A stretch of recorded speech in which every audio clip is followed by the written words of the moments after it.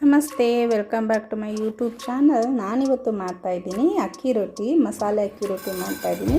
So ಮಸಾಲೆಗೆ 1 spoon ಉದ್ದಿನಬೇಳೆ, 1 spoon ಕಡಲೆಬೇಳೆ, ಜೀರಿಗೆ ಮತ್ತು ಮೆಣಸು ಎಲ್ಲ 1 ಸ್ಪೂನ್ ಹಾಕ್ಕೊಂಡ್ರೆ ಸಾಕು. ಮತ್ತು ಇದಕ್ಕೆ ಸ್ವಲ್ಪ ಕಡಲೆಬೀಜ, ನಿಮಗೆ ಇಷ್ಟು ಬೇಕಷ್ಟು ಕಡಲೆಬೀಜ ಹಾಕೋಬೋದು. ಸ್ವಲ್ಪ 4 ಸ್ಪೂನ್ ಹಾಕ್ಕೊಂಡ್ರೆ ಸಾಕು. ಅದಷ್ಟು ಹುರ್ಕೋಬೇಕು.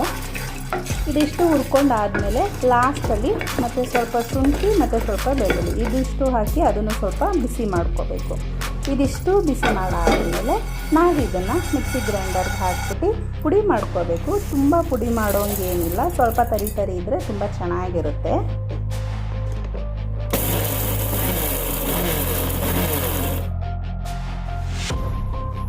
ನೋಡಿ, ಇಷ್ಟಿದ್ರೆ ಸಾಕು, ತುಂಬ ನುಣ್ಣಗಾದರೂ ಚೆನ್ನಾಗಿರಲ್ಲ.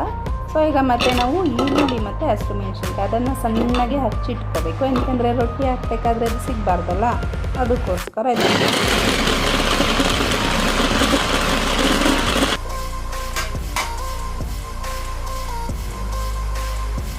ಮತ್ತು ಇದಕ್ಕೆ ತರಕಾರಿಯಲ್ಲಿ ಹುಳ್ಳಿಕಾಯಿ ಮತ್ತು ಕ್ಯಾರೆಟ್ನ ತೊಗೊಂಡಿದ್ದೀನಿ. ಸೊ ಹುಳ್ಳಿಕಾಯಿನ ಸಣ್ಣದಾಗಿ ಹಚ್ಚಿಟ್ಕೋಬೇಕು ಮತ್ತು ಕ್ಯಾರೆಟ್ನ ಸ್ವಲ್ಪ ತುರಿದಿಟ್ಕೊಂಡ್ರೆ ಸಾಕು. ತುಂಬ ಸಣ್ಣಗೆ ಮಾಡಿಟ್ಕೊಂಡ್ರೆ ತುಂಬ ಚೆನ್ನಾಗಿ ಬರುತ್ತೆ, ಅದಕ್ಕೋಸ್ಕರ.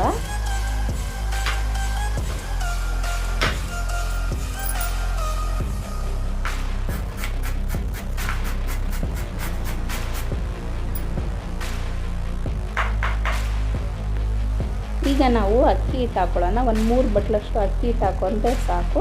ಸೊ ಇದಕ್ಕೆ ಈರುಳ್ಳಿ ಮತ್ತು ತರಕಾರಿ ಮತ್ತು ಮಸಾಲೆ ಇದೇನಿದೆ ಅಷ್ಟು ಹಾಕಿ ಸ್ವಲ್ಪ ನೀರು ಹಾಕಿ ಉಪ್ಪು ಹಾಕಿ ಚೆನ್ನಾಗಿ ಕಲಸಿಟ್ಕೋಬೇಕು.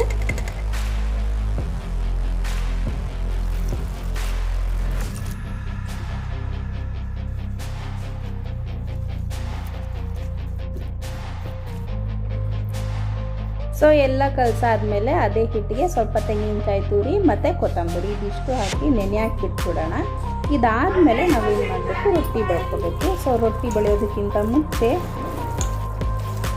ನಾವು ಚಟ್ನಿ ಮಾಡ್ಕೊಬಿಡೋಣ. ಇದು ತೆಂಗಿನಕಾಯಿ ಚಟ್ನಿ ಮಾಡ್ತಾಯಿದ್ದೀನಿ ಮತ್ತು ಅದಕ್ಕೆ ಮಂಗರವಳ್ಳಿ ಕೂಡ ಸ್ವಲ್ಪ ಹಾಕಿದ್ದೀನಿ. ಸೊ ತೆಂಗಿನಕಾಯಿ ಚಟ್ನಿಗೆ ಮೊದಲು ತೆಂಗಿನಕಾಯಿ, ಬೆಳ್ಳುಳ್ಳಿ, ಜೀರಿಗೆ, ಮೆಣಸು, ಕರಿಬೇವು ಮತ್ತು ಹುಣಸೆಹಣ್ಣು ಮತ್ತು ಮಂಗರವಳ್ಳಿ ಹುರಿದಿರೋ ಮಂಗರವಳ್ಳಿ ಮತ್ತು ಹಸಿಮೆಣಸಿನ್ಕಾಯಿ, ಹುಣಸೆಹಣ್ಣು ಮತ್ತು ಉಪ್ಪು ಇದಿಷ್ಟು ಹಾಕಿ ರುಬ್ಕೋಬೇಕು. ಮತ್ತು ಲಾಸ್ಟಲ್ಲಿ ಸ್ವಲ್ಪ ಶುಂಠಿ ಮತ್ತು ನೀರು ಹಾಕಿ ರುಬ್ಕೋಬೇಕು. ರುಬ್ಬಾದಮೇಲೆ ಲಾಸ್ಟಲ್ಲಿ ನಾವು ಕೊತ್ತಂಬರಿ ಹಾಕಿ ಮತ್ತು ಒಂದೊಂದು ಗ್ರೈಂಡ್ ಮಾಡಿದ್ರೆ ನಮ್ಮ ಒಂದು ಚಟ್ನಿ ರೆಡಿ ಆಗುತ್ತೆ.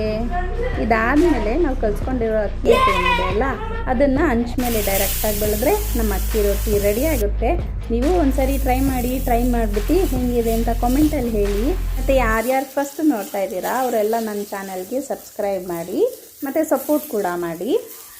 ನೀವು ನೋಡ್ತಾ ಇದ್ದೀರಾ ಇವಾಗ ರೊಟ್ಟಿನ ಬೆಳೀತಾ ಇದ್ದೀನಿ. ಸ್ವಲ್ಪ ಫಸ್ಟ್ ಎಲ್ಲ ಕಿತ್ತೋಗುತ್ತೆ, ತೆಳ್ಳಗೆ ಬೆಳ್ಕೊಂಡ್ರು ಅದು ಸುಮ್ಮನೆ ಹಪ್ಪಳ ಥರ ಸಕ್ಕತ್ತಾಗಿರುತ್ತೆ. ಅದ್ರ ಮೇಲೆ ಎಣ್ಣೆನಾದರೂ ಹಾಕೋಬೋದು ಅಥವಾ ತುಪ್ಪನಾದರೂ ಹಾಕೋಬೋದು. ಸೊ ಒಂದ್ಸರಿ ಟ್ರೈ ಮಾಡಿ, ತೆಂಗಿನಕಾಯಿ ಚಟ್ನಿ ಜೊತೆ ತಿಂತಾಯಿದ್ರೆ ಸೂಪರಾಗಿರುತ್ತೆ.